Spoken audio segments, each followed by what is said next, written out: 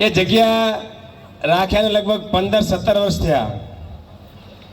ત્યારથી અમારી ટીમ છે અને અમારા સમાજ જે છે પાંચગોળ પ્રજાપતિ સમાજ, એમને નક્કી કર્યું કે આવનારા સમયમાં આપણે બિલ્ડિંગ ઊભું કરવું.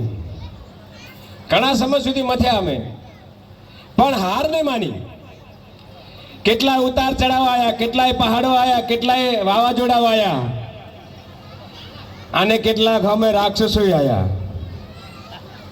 એમને કીધું કે તમે કોણ હો કરવા વાળા? પણ અમે કીધું કે માં સરિયાદે તું સાથ આપજે, અમે તારા દીકરા છીએ. અને જે માં સરસ્વતીને માં સરિયાદે જ્યારે સાથ આપ્યો અને માત્ર 2.5 વર્ષમાં, વધારે ટાઈમ નહીં, માત્ર 2.5 વર્ષમાં બિલ્ડિંગ ઊભું કર્યું છે. જુઓ તમારી સામે દેખાય છે. ક્યારે પણ વિચાર આપણે આપણું ઘર બનાવવું હોય ને તો પણ 2 વર્ષ નીકળી જાય. આપણે આપણા ઘરનો જો બંગલો બનાવવો હોય તો 2 વર્ષ નીકળી જાય. જા કે આ પાંચગોળ પ્રજાપતિ સમાજનું ભવન અમે બનાવ્યું, તમારી સામે દેખાય છે.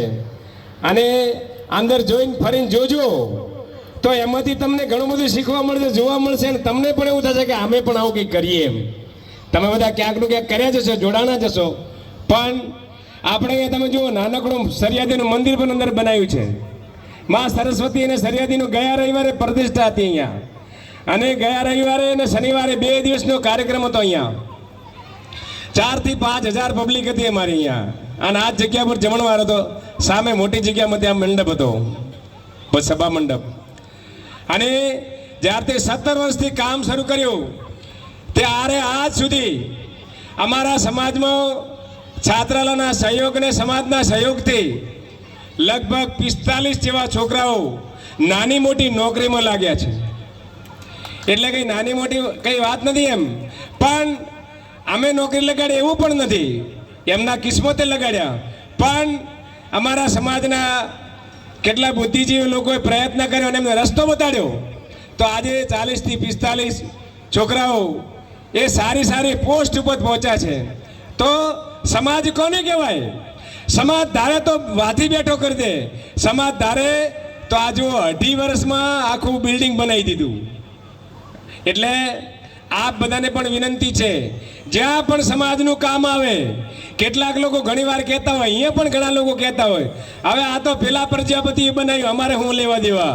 અરે આ પ્રજાપતિનું હતું ત્યારે તમારે વાપરવા થયું કે નહીં?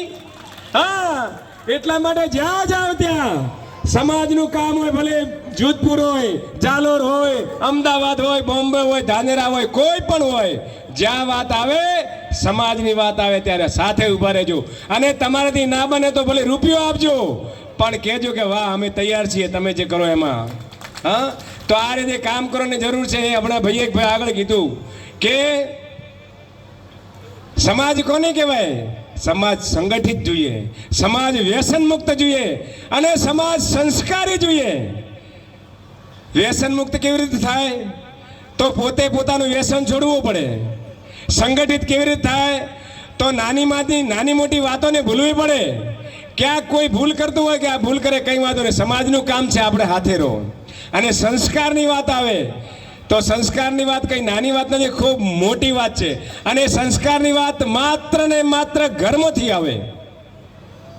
કોઈ મંદિરમાં જવાથી સંસ્કાર નથી આવતા, કોઈ ભણવામાં જવાથી સંસ્કાર નથી આવતા. કારણ કે જો ભણવામાં જવાથી આવતું હોય તો સંસદના અંદર બેઠેલા લોકો આજે રામનો વિરોધ કરે, ભગવાન કૃષ્ણનો વિરોધ કરે. કેવી રીતે કરે? અરે એમનામાં જે ભણીને મોટા પીએચડી કરેલા લોકો બેઠા છે, પણ જો સંસ્કાર નથી એટલા માટે વિરોધ કરે છે. એમને ખબર નથી રામ કોણ હતા, કૃષ્ણ કોણ હતા, ખબર નથી, એટલા માટે વિરોધ કરે છે. એટલા માટે માતાને હું કહેવા માંગુ છું કે આપણે બધા આપણા પરિવારના નાના નાના ભૂલકાઓને પણ રામ અને કૃષ્ણની વાત બતાવો, ભગવાન રામને રામાયણની માતા સીતાની વાત બતાવો, એમાં લક્ષ્મણની વાત બતાવો, ભરત 2 ભાઈનો પ્રેમ કેવો હોય બતાવો, રાજા દશરથ અને રામ એમનો પ્રેમ બતાવો, અને કૌશલ્ય અને ભગવાન રામનો પ્રેમ બતાવો, તો તમારા ઘરમાં પણ ક્યારેય આ પ્રકારની તકલીફ નહીં આવે. પણ આપણે આવું કરવું નથી. છોકરો કે હું મારી બાને ન બોલું. કેમ? મારી બાએ તો મેને એમ કીધું, અરે તને તારી બાએ મોટો કર્યો છે એટલા માટે મોટો થયો ભાઈ. હા, દીકરી એમ કે મને મારા કાકા એમ કે મારો ભાઈ એમ કે, અરે કહે ને, બીજું કોણ કહે? કોણ કે ભાઈ પરિવારમાં? આ બધું નાની નાની વાતમાં ન ધ્યાન રાખતા પરિવારને જોડજો. આજે પરિવાર તૂટતો જાય, સમાજ તૂટતો જાય છે, અને સાથે સાથે ભાઈઓના અંદર વેર ઝેર વધી ગયા. અને બહેનોને ખાસ કહેવા માંગુ છું, મોબાઈલના રીલના અંદર ના પડતા. આજે ઘણા લોકો ખાલી માત્ર રીલ બનાવવામાં, મોબાઈલની રીલ, અને શું થાય છે, અને એમાં કેટલા માટે રીલ બનાવે? માત્ર એક લાઈક મેળવવા માટે. હવે એક લાઈક ના મળી જાય તો હું જીવન ખરાબ થઈ જવાનું હે? મોબાઈલ નતા તો માણસ નતો જીવતા? મોબાઈલ નતા તો કઈ જીવન ખરાબ હતું? અરે મોબાઈલ નતા ને ત્યારે સમાજ સારો હતો. પરિવારમાં લોકો બેઠા હોય 4 જણા ને 4 જણા ખૂણે ખૂણે બેઠા હોય ને અલગ અલગ વાતો કરતા હોય, અને પછી પેલો મોબાઈલથી પેલો સામે કોઈ કેમ કંઈક મેસેજ કર્યા હતા, પેલો હો દોત કાઢે. અરે ઘરે બેઠે એનાથી દોત કાઢ. તારી માની વાત કર, તારા પિતાથી વાત કર, તારા ભાઈથી વાત કર, તારી બેન દીકરીથી વાત કર, તો જ તને જીવનમાં જીવવાની મજા આવશે. હા, અને પછી કરે બીજા પાડોશમાં જઈને કે મારો કાકો તો એમ કે, અરે કહેશે જ ને તને, બીજું કોણ કહેવાનું? આખરી વાત તો પરિવાર સિવાય કોઈ નહીં કે, અને પરિવારને સાંભળવો જ પડશે. એટલે આપ બધાએ મને સાંભળ્યો, અને આ સમાજમાં જે લોકોએ મને અહીંયા બોલાયો, સ્ટેજ ઉપર બિરાજો અને મારું સન્માન કર્યો, એ બદલ આપ બધાનો ખૂબ ખૂબ આભાર. જય હિન્દ, જય ભારત, જય સરિયાદેવ.